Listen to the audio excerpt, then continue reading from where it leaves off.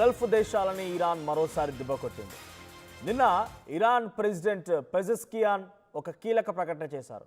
మేము ఇజ్రాయెల్ అమెరికాతో యుద్ధం చేస్తున్నాం, గల్ఫ్ దేశాలతో కాదు. ఇకపై గల్ఫ్ దేశాల ఎటువంటి మిసైల్ డ్రోన్ పడదు, గల్ఫ్ దేశాలు ఎటువంటి ప్రమాదానికి మేము కారణమవ్వము, గల్ఫ్ దేశాలు ఎటువంటి అటాక్స్ చేయము అని చెప్పి ఓ కీలక ప్రకటన చేశారు. అంతలోనే ఆయన ప్రకటన చేసినటువంటి కొన్ని నిమిషాల వ్యవధిలోనే మళ్ళీ వరుస అటాక్లు మొదలయ్యాయి. దుబాయ్ ఎయిర్పోర్ట్ ధ్వంసం చేశారు, ఖతర్లోని ఒక కీలకమైన ప్రాంతాన్ని అటాక్ చేశారు, కువైట్ పైన దాడులు జరుగుతున్నాయి. మరోవైపు బహ్రెయిన్లో ఉన్నటువంటి అమెరికన్ రిజర్వ్స్ పైన, వేర్ హౌసెస్ పైన, అమెరికాలో ఉన్నటువంటి బహ్రెయిన్లో ఉన్నటువంటి అమెరికన్ వెపన్ రిజర్వ్స్ పైన, వెపన్ గోడౌన్స్ పైన ఈ అటాక్ జరుగుతోంది. అయితే దాడులు ఆపేసామని ప్రకటించి మరి గల్ఫ్ దేశాలని ఇరాన్ ఊచకొత్తకొస్తోంది. రాత్రంతా గల్ఫ్ దేశాలపైన మిసైళ్ల వర్షం కురిపించింది. దుబాయ్లోని మెరీనా టవర్ పైన ఇరాన్ దాడి చేసింది. మెరీనా టవర్లోని ఓ ఎత్తైన బిల్డింగ్ను ఒక మిసైల్ శకలాలు ఢీకొట్టాయి. దీంతో బిల్డింగ్లో ఒక్కసారిగా దట్టమైన పొగలు వ్యాపించాయి. భయంతో పరుగులు తీశారు స్థానికులంతా. ఇక దుబాయ్ పైన 16 బాలిస్టిక్ మిసైల్ ప్రయోగించినట్టుగా తెలుస్తోంది. 121 డ్రోన్లతో ఇరాన్ విరుచుకుపడింది. 15 మిసైల్స్, 119 డ్రోన్లు, వీటన్నిటితో దుబాయ్ కూల్చేసిందంట. 119 డ్రోన్లని, 15 మిసైల్స్ని తమ దగ్గర ఉన్న ఇంటర్సెప్టార్స్తో. సో ఇక్కడ ఇంటర్సెప్టార్స్ అంటే ఏంటి అంటే అటువైపు నుంచి వచ్చే మిసైల్స్ని పూర్తిగా ఢీ కొట్టి ఆ చిన్న చిన్న శకలాలని భూమి తాకక మునిపే వాటిని పేల్ చేసే విధంగా చేసేటువంటి ఒక ఇంటర్సెప్టర్స్ అన్నట్టు. సో ఇంటర్సెప్టర్స్ని ఉపయోగించి 15 మిసైల్స్, 119 డ్రోన్లని కూల్చేయగలిగింది దుబాయ్ ఆర్మీ. ఇక ఉదయం దుబాయ్ ఎయిర్పోర్ట్ పైన ఇరాన్ దాడి చేసింది. సౌదీ అరేబియా పైన 15 డ్రోన్లతో దాడి చేసింది ఇరాన్. కువైట్లోని ఆయిల్ ట్యాంకర్ కర్మాగారం పైన కూడా దాడి చేసింది ఇరాన్. ఇకపోతే బహ్రెయిన్లోని అమెరికా వేర్ హౌస్ పైన దాడి చేసింది. ఇక మిసైళ్లు, డ్రోన్లతో ఇరాన్ ఇంకా విరుచుకుపడుతోంది. సో ఖతార్ పైన 10 బాలిస్టిక్ మిసైల్స్ని ప్రయోగించింది. 2 క్రూజ్ మిసైల్స్ని కూడా దాడి చేసింది ఇరాన్. ఇక బాగ్దాద్ పైన కూడా ఇరాన్ భీకరంగా దాడులు కొనసాగించింది. సో డైరెక్ట్గా ప్రెసిడెంట్ పెజెస్కియాన్ ప్రకటించారు, I'm no more declaring a war against any Gulf countries. I'm not in war with Gulf countries, I'm in war against Israel and America. So I am extremely sorry for what I have done. So I would not repeat the same. Once more అన్నట్టుగా ఆయన చెప్పడం జరిగింది. అంటే నేను మళ్ళీ దీన్ని repeat చేయను, నేను గల్ఫ్ దేశాలపైన యుద్ధం కాదు, గల్ఫ్ దేశాల గురించి నేను మాట్లాడడం లేదు అని చెప్పినటువంటి క్షణాల్లోనే ఆయన చెప్పి ఆ ప్రకటన జరిగిన తర్వాతనే వెంటనే మళ్ళీ అటాక్స్ మొదలయ్యాయి. దుబాయ్, బహ్రెయిన్, సౌదీ ఈ ప్రాంతాలపై అటాక్స్ కొనసాగుతూ ఉన్నాయి. సో మనం చెప్తున్నట్టుగా దుబాయ్లోని చాలా ఎత్తైనటువంటి బిల్డింగ్స్ పైన ఒక మిసైల్ శకలాలు తగలడంతో పెద్ద ఎత్తున మంటలు వ్యాపించాయి. సో ఆ మంటల కారణంగా స్థానికులంతా ఆందోళనకు గురయ్యారు. ఒక్కసారిగా పరుగులు తీశారు.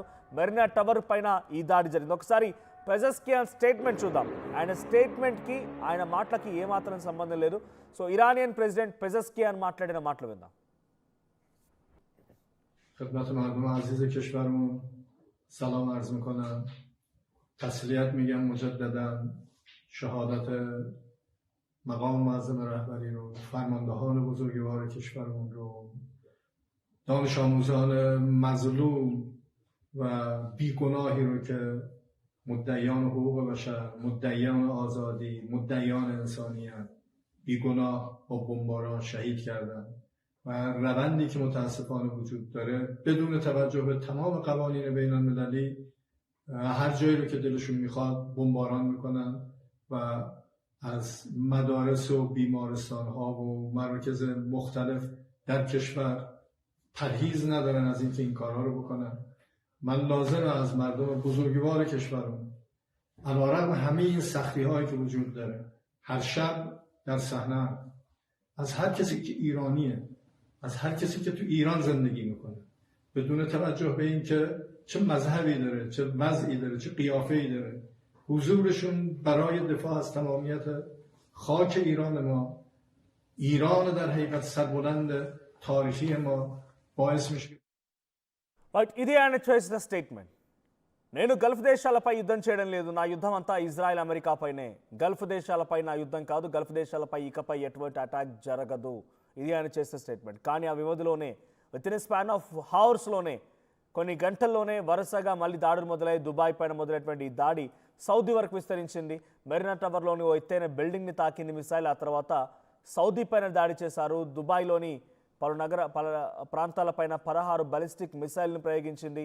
121 డ్రోన్లను ప్రయోగించింది. అయితే 15 మిసైల్స్ని 119 డ్రోన్లని ఇంటర్సెప్ట్ చేయగలిగింది దుబాయ్ ఆర్మీ. సో వాటిని కుప్పకూల్చేయగలిగింది. ఆ తర్వాత సౌదీ అరేబియా పైన 15 డ్రోన్లు, కువైట్ ఆయిల్ ట్యాంకర్ పైన కూడా దాడి చేసింది. బహ్రెయిన్లో అమెరికా వార్ హౌస్ పైన దాడి చేసింది. ఖతార్ పైన 10 బాలిస్టిక్ మిసైళ్లు, 2 క్రూజ్ మిసైళ్లతో దాడి చేసింది ఇరాన్. ఇక బాగ్దాద్ పైన కూడా భీకరంగా దాడులు కొనసాగించింది. ఇదొకటే కాదు, గంటల వ్యవధిలో చాలా పెద్ద మొత్తంలో తీవ్ర నష్టం వాటిల్లే విధంగా గల్ఫ్ దేశాలపైన అటాక్ చేస్తూనే వచ్చింది.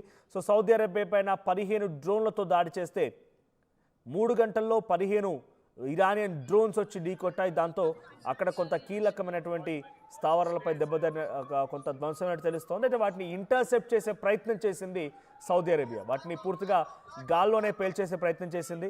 సో ఆ తర్వాత కువైట్ ఆర్మీ వాళ్ళు చెప్తున్న మాట ఏంటంటే, the Kuwait arm forces deal this Sunday morning corresponding to March 8 with a wave of hostile drones that breached the country's airspace.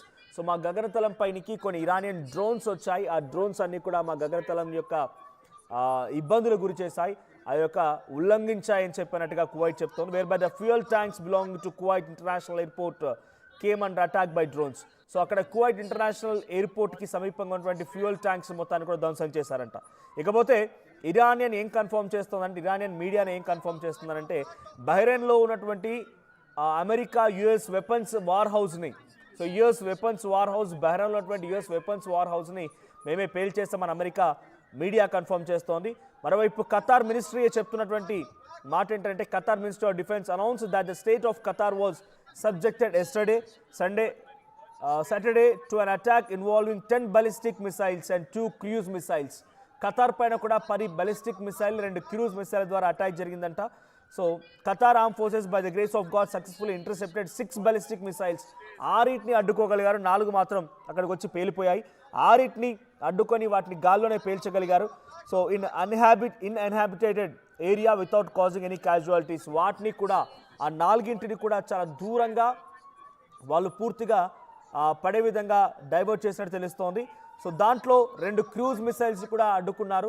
So 10 ballistic missiles, 2 cruise missile ఖతార్పై వస్తే దాంట్లో 6 అడ్డుకున్నారు, 2 క్రూజ్ మిసైల్స్ని అడ్డుకున్నారు.